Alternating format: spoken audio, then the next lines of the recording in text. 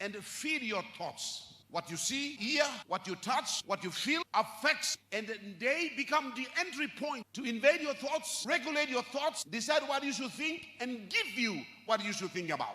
For example, your mind stays where you stay. Get something for your thoughts to think about. So all that the mind is involved is what your hands get it for him, what your eyes get for him, what your ears hear and give it to him to think about, and what you smell and what you taste. So through your 5 senses, you feed your mind to think what the mind should think about. Nobody has access to your thoughts, and nobody sees what you're accepting and what you're thinking and what you're entertaining. You can entertain a thought for hours and hours and weeks and weeks and months and years, and they can become established thoughts in your life. Your wife has got no access to the thoughts of her husband. And the husband has got no access to the thoughts of the wife. The children has got no access to the thoughts of the father. And the father has got no access to the thoughts of the children. So the children can see something in the Facebook, in the YouTube, online, and entertain thoughts in their bed where the father and the mother has got no access to. God made our eyes to see. But he didn't make our eyes to get and lust. That's out of function. That's out of the order of the highs. The mind is the battlefield. Good thoughts come, bad thoughts come, holy thoughts come, ugly thoughts come, wicked thoughts come, weird thoughts come, unrighteous thoughts come. Every kind of thoughts come into your mind. Your mind is the battlefield that accepts, whether from the devil or whether from God or whether from men or whether from demons or angels. Your mind accepts all kinds of thoughts. But you have the power to decide. The power of the devil is in suggesting ideas to you. And once you welcome it, then they enter your mind. Once you say no, finish. Why? Because you are the ruler. By the spiritual law and the command, Satan cannot force himself into your life unless you open the opportunity and you give him the opportunity and provide a window of opportunity for him to come in. What kind of ideas and wishes must settle in your mind and refuse? The power to accept and refuse has been given to you, and you are a ruler.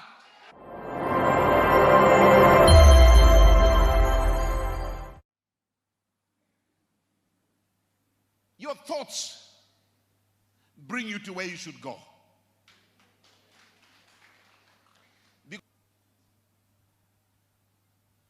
At the center of your system.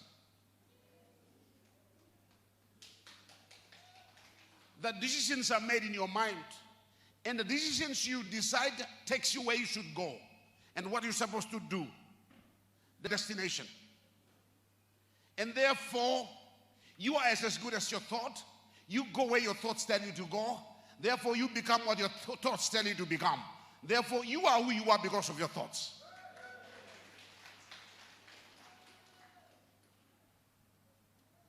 Hello, we are ready to start. In this package or in this session, what affects your thoughts? Some things affect your thoughts and feed your thoughts. What you hear, what you touch, what you feel, what you smell affects your thoughts.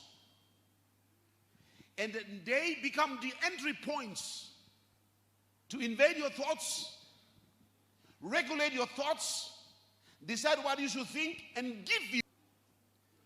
For example, your mind stays where you stay, but your eyes go out and get something for your thoughts to think about.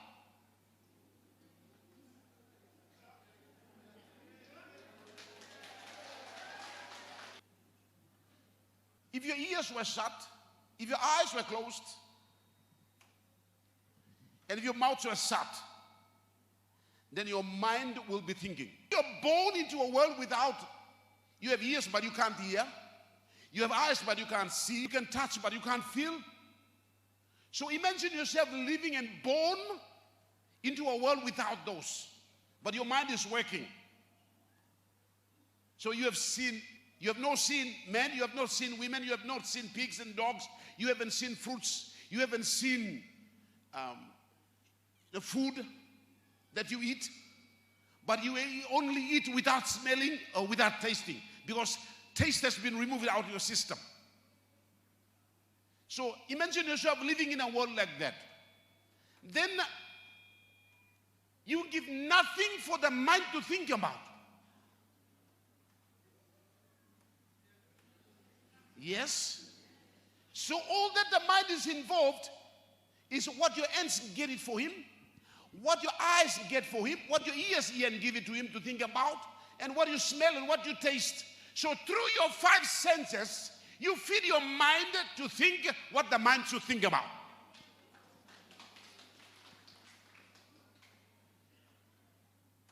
Stay with me. Don't run away. I'm talking about the very important man in your life, your thought life. Your thought life is very important, because your thought life will shape your future and your destination and your life. Therefore, pay attention to me today. You that's watching all over the world, you are who you are because of your thoughts. Bible says, as a man thinketh, so is he. As a man thinketh in his heart, so is he.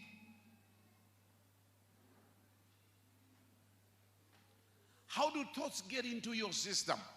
Through your five senses. Your five senses collect the information and feed your thought. Your thought is fed by your five senses. Example, in Matthew, Jesus said, when you look at a woman, now listen to this very carefully, with a lustful heart, you have already committed adultery. Many of you think that you commit adultery when you actually get yourself into the act of committing adultery. But Jesus said, when you look at a woman lustfully, you have already committed adultery in your heart.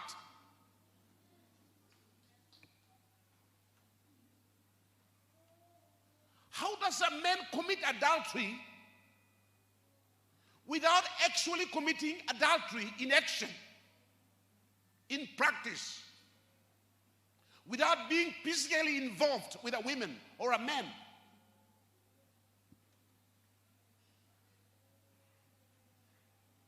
And you can see somebody lust after her, and as far as heaven is concerned, as far as the spirit world is concerned, as far as the devil is concerned, demons are concerned, angels are concerned, the kingdom of heaven is concerned, you have already committed adultery, even if you have not physically engaged yourself in committing adultery with somebody.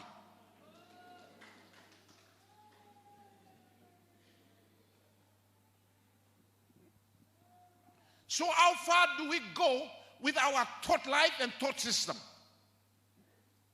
First, how did it? Your eyes connected to your mind and your heart.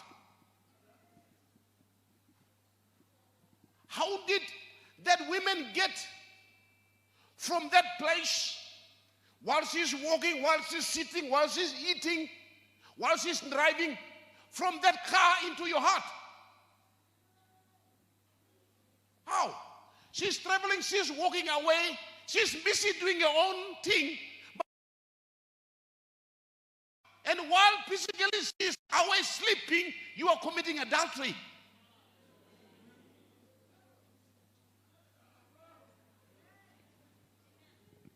While that woman is physically with her husband, she is away.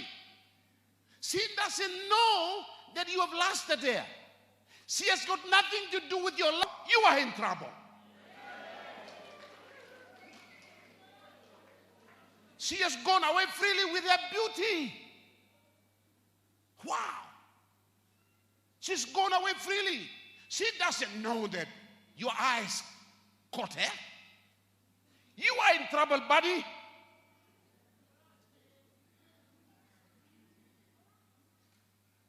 Definitely, to avoid committing adultery, you can't go around with your closed eyes.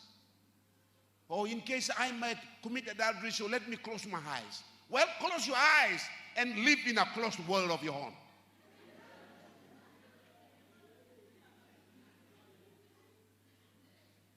Today, women look so pretty than ever before. They look so good and so nice and so pretty than ever before. Why? Because the beauty factories and the beauty shops keep producing beautiful things for women. Women look like flowers. King Solomon grew them in his backyard.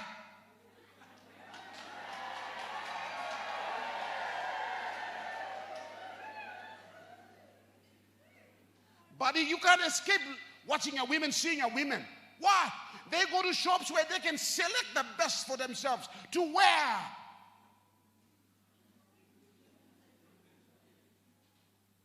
There are many facts where. There are many things that they can spray and put on that smell nice, look good, bring for their appearance to make the skin look perfect and beautiful. Wow. You and I are living in this world where you have to face them and see them every day.